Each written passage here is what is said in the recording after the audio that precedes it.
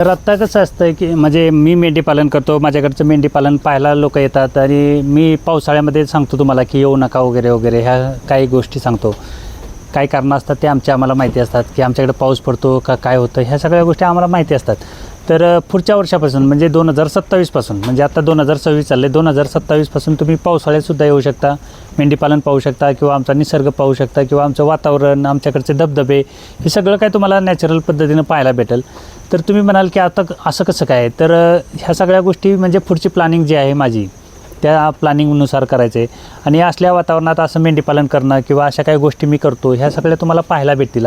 आणि नुसतंच मेंढीपालन करायचं का, तर त्याचं काहीतरी मॉडिफाय झालं पाहिजे, त्याचं पुढची काहीतरी प्लॅनिंग असली पाहिजे. ह्या सगळ्या गोष्टीचं नियोजनबद्धता करावी लागते आणि त्याच्यानुसार करत असतो मी.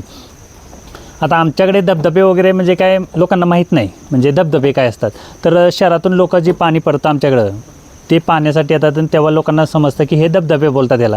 किंवा आमच्याकडची जी शेती असते, भात शेती वगैरे, जी काय 10-15 दिवसाचं काम असतं आमचं भाताचं, आणि ते कसं असतं म्हणजे एकदम गावरान पद्धतीनं काय करतात त्या पद्धतीनं तुम्हाला पाहायला भेटेल. आणि आमच्याकडचं जे निसर्गरम्य वातावरण आहे, आता तुम्ही म्हणाल की हे मेंढी पालनाचं सांगायचं सोडून हे निसर्गरम्य वातावरणाचं का सांगायला लागलं, तर मेंढी पालनाबरोबरच जे काय आपल्याला जे आमचा निसर्ग आहे त्याचा ॲग्रो टुरिझमचा पण फायदा घेऊन आम्ही, कारण आमच्याकडं जे नॅचरल वातावरण आहे किंवा जी नॅचरल पद्धती आहे, ह्या सगळ्या गोष्टीचा जो काय फायदा होईल तो आम्हाला होणार आहे. कारण रस्ते वगैरे आता सुविधा होणारच आहे.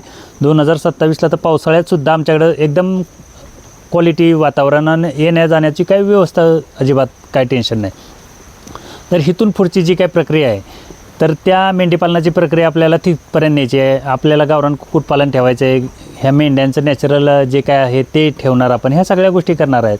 आणि त्याच्यासोबत काय होतं की आता काही लोक माझ्याकडं नंबर मागतात, म्हणजे समोरचा ज्याला माझ्याशी बोलायचं नाही आहे तोही त्या व्यक्तीचा नंबर मागत असतो. मलाही कळतं, कारण तुम्ही ज्यांना फोन करता किंवा तुमचा जेव्हा त्यांना फोन येतो तेव्हा त्यांच्याकडे नंबर येतो की कुणी फोन केला होता, तर ते मला सांगतात की अमक्या तमक्याचा नंबर होता. तर आता ॲक्च्युली कसं असतं, सर्व काही गोष्टी आपण बोलत नाही किंवा काय नाही, पण मेंढीपालनात तुम्ही असं तोंड लपवण्यासारखं कामच करू नका ना, जेणेकरून तुम्हाला दुसऱ्याच्या मोबाईलवरनं, माझ्या यूट्यूबवरनं तुम्हाला नंबर घ्यावा लागेल वगैरे. प्रत्येकाला मी वैयक्तिक नंबर देत असतो, पण काही लोकांचं असं आहे की ते मला वैयक्तिक फोन करू शकत नाहीत, वैयक्तिक नंबर मागू शकत नाही. का, तुम्ही काहीतरी वेगळं केलेलंच आहे ना, तुम्ही लपवण्यासारखं काहीतरी केलं म्हणून तुम्ही डायरेक्ट नंबर मागू शकत नाही. तर अशा लोकांनासुद्धा इकडं स्वागतच आहे, काय हरकत नाही. तुम्ही जसं आमच्याशी राहिला तसं आम्ही तुमच्याशी पण राहणार आहे, काय विषय नसतो. आणि मेंढीपालन हे चांगल्या पद्धतीचं असतं. फक्त मेंढीपालन करून खूप सारा बोंबाबोंब केली लोकांनी, खूप साऱ्या काही गोष्टी दाखवल्या. बरं, मेंढीच्या लेंडीची काही किंमत नाही, बरं मेंढीच्या चाऱ्याची काही व्हॅल्यू तीही काय नाही, बरं ह्यांची लोकरचं काय असतं तेही नाही. फक्त आम्ही काय सांगितलं, ह्यांना खुराक घाला आणि ह्यांना औषधं घाला. बरं, ह्यांना औषधं घाला, ठीक आहे, मान्य करू आपण, औषध लागेल, खुराक घालू. बरं, खुराक कसं लागेल, बरं नाही दिलं तर काय होईल, ह्या सर्व गोष्टी आम्ही सांगत बसलो नाही ना लोकांना. तर त्याचं कारणही त्या पद्धतीने, आम्हाला त्याचा अभ्यास नव्हता. म्हणून आम्ही काय केलं की आता आपल्याकडं निसर्ग चांगला आहे. निसर्ग चांगला म्हणजे एक कृपाच आहे आमच्यावरती की निसर्गाची, की एवढा आपल्यातून आमच्याकडे निसर्ग आहे. बरं, त्या निसर्गाबरोबर काय करायचं, तर आता मेंढीपालन तर आहेच, पण निसर्ग जो आहे, आमच्या भौगोलिक परिस्थिती जी आहे, आमच्या 10-20 किलोमीटरच्या आतमध्ये सर्व आहे आमच्याकडे. आणि त्याच्यामध्ये जर सर्व पाहायला भेटत असेल, लोक येत असतील, तर मग पुढची जी एक प्लॅनिंग आहे ॲग्रो टुरिझमची, जी स्वप्नील साहेब मला सांगतात नेहमी, तर त्याचं एक प्लॅनिंग करायचा विचार चालला आहे. मग त्याची तयारी आतापासूनच. म्हणून मग मी काय करतो आहे, तर मेंढीपालनाबरोबर तुम्हाला ते निसर्गातलं व्हिडिओ पण पाठवणार.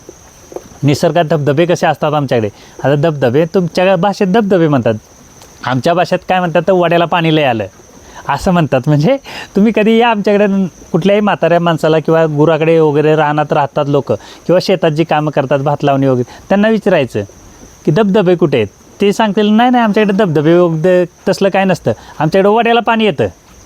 काय सांगतील, वड्याला पाणी येतं, धबधबे नसतात आमच्याकडे, वड्याला पाणी येतं. आणि धुके तर आमच्याकडे सर्रास असतात. तुम्ही म्हणाल की असं हात लांब करू आणि मस्तपैकी एकदम पोझिशन देऊ, पण आमच्याकडचं वातावरण आम्हाला काय सांगतं, तर तुम्ही असं जर्किंग घाला, डोक्याला एकदम फिट्ट करा आणि एकदम असे फोटो काढा. असे काढून दिवसभर फिरूच शकत नाही. तर आमच्याकडचं वातावरण तसं आहे. मग ह्या सर्व वातावरणाचा तुम्हाला पण अभ्यास होईल, तुम्हालाही मजा होईल.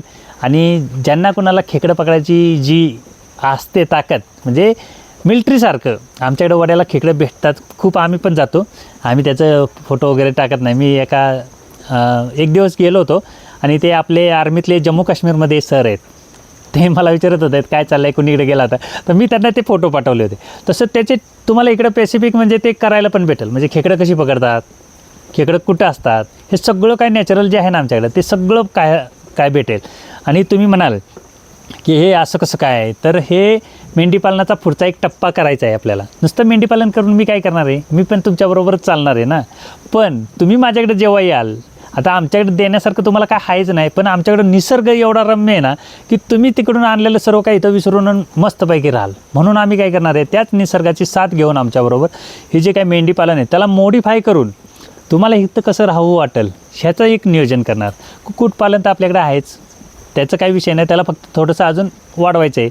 आणि ह्या सर्व गोष्टी करत करत मग त्या पद्धतीनं नियोजन करणार. कारण मला तर खूप इच्छा, म्हणजे तुम्ही मेमध्ये जरी आला, म्हणजे आत्ता ह्या वर्षी फक्त तुम्हाला पावसाळ्यात यायला बंदी आहे, पुढच्या वर्षीपासून म्हणजे 2027पासून तुम्ही पावसाळ्यात या, उन्हाळ्यात या, कधीही या, काही हरकत नसते. आमच्याकडं काही होणार नाही, कारण रस्ता चांगला राहणार, सगळं काय चांगलं राहणार, हवा एकदम शुद्ध. आम्ही एशाचं लावून ठेवलेलं आहे.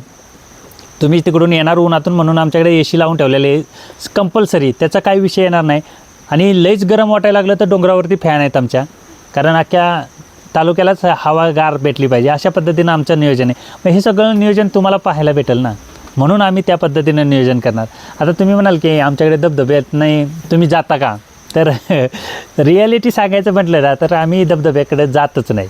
पण तुम्ही येणार किंवा तुम्हाला जर पाहायचं असेल तर मग ते घेऊन आम्ही जाणार, काही हरकत नाही. भिजायचं असेल तुम्ही भिजू शकता, आम्ही भिजणार नाही, कारण आम्हाला माहिती आहे आम्ही भिजल्यानंतर आम्हाला डॉक्टरकडे जावं लागतं. तर अशा काही गोष्टी आमच्याकडच्या ज्या आहेत, जे धबधबे आहेत, मिनटाला धबधबा, म्हणजे असं काही जास्त लांब नाही किंवा काय नाही, 5 मिनटावर गेलं की धबधबा, 5 मिनटावरती गेलं की धबधबा, आणि एकशे बरकर एक असं त्या पद्धतीने आहे. आणि मग जेव्हा तुम्ही आमच्याकडे याल मग तुम्हाला समजेल की खरंच रस्त्यावर पाणी येतं की पाण्यात रस्ता ह्याने केलेला आहे, हे तुम्हाला कळेल. बरं, पाणी वाहतं का पाऊस पडतो का पाणी वतलं जातं हे तुम्हाला कळेल. म्हणजे तुमचा पाऊस, आमचा पाऊस हा 2027पासून तुम्हालाही अनुभव भेटेल, आम्हालाही अनुभवायचं आहे. आणि तुम्ही जेव्हा याल इकडे, तुम्हाला इकडे आमच्याकडं खूप सारं पर्यटन केंद्र आहे, खूप सारं म्हणजे फिरण्यासारखे मी तुम्हाला घेऊन जाईन. आणि त्याची तयारी आत्तापासून आहे, म्हणून तर मी तुम्हाला हे निसर्गाचे जे फोटो व्हिडिओ करतो, हे सर्व काही गोष्टी त्या पाठवणार. मेंढीपालनासोबत ह्या 2 गोष्टी करायच्या. अशा पद्धतीनं केलं तर सर्वात उत्तम मेंढीपालन आणि सर्वात उत्तम कृषी पर्यटन ह्या 2 गोष्टी आपल्याला ह्यामधून करता येऊ शकतात. का, तर आम्ही डोंगर भागात आहे, इथे एसी लागत नाही, फॅनची गरज लागत नाही, तुम्हाला फ्रीजचं पाणी पिऊ वाटणार नाही, सर्व काही नॅचरल असतं. अशामध्ये हे सर्व काय आम्ही करणार, आणि तसं पाहण्यासाठी तुम्हाला यावं लागणार, आणि ते पण 2027पासून. आणि यावंच लागणार आहे, पर्यायच नाही तुम्हाला, कारण आमच्याकडचं जे वातावरण किंवा निसर्ग जे आहे एकदम क्लास. आणि त्या पद्धतीनं नियोजन करणार, कारण येणारी खूप सारी लोक आहेत, फिरणारी खूप सारी आहेत. मग त्या पद्धतीनं जर ह्याच्याबरोबर आपण केलं, बाकीचं काही ऑर्गॅनिक असेल ते करू ऑर्गॅनिक. मला शेतीचा काही एवढा अंदाज नाही, पण मी थोडीफार करून दाखवू शकतो, म्हणजे करू शकतो. कारण लोक दाखवत आहेत मला कशी करायची असते, मग मी शिकून ते करू शकतो. मग ह्या नुसत्या मेंढीपालन करणार का, तर नाही. तर मग लेंड्यांची व्हॅल्यू कशी वाढेल, किंवा ह्या लेंड्यांचं लिक्विड जे आम्ही आता जीवामृत बनवलं आहे वगैरे, त्याची व्हॅल्यू कशी वाढेल, ह्या सर्व गोष्टींचा मी अनुभव करणार ना. कारण मला हे माझं वाढवायचं आहे. माझ्याकडे जे आहे, माझे ज्या मेंढ्यांसोबत जे काय माझं आहे, हे मला व्हॅल्यू वाढवायची. नुसत्या मेंढ्यांची व्हॅल्यू वाढवून काय होणार नाही, तर त्यासोबत जे काय बाय प्रॉडक्ट आहे त्याची व्हॅल्यू वाढवणार, आणि त्या पद्धतीनं नियोजन करून मी तुम्हाला दाखवणार आहे.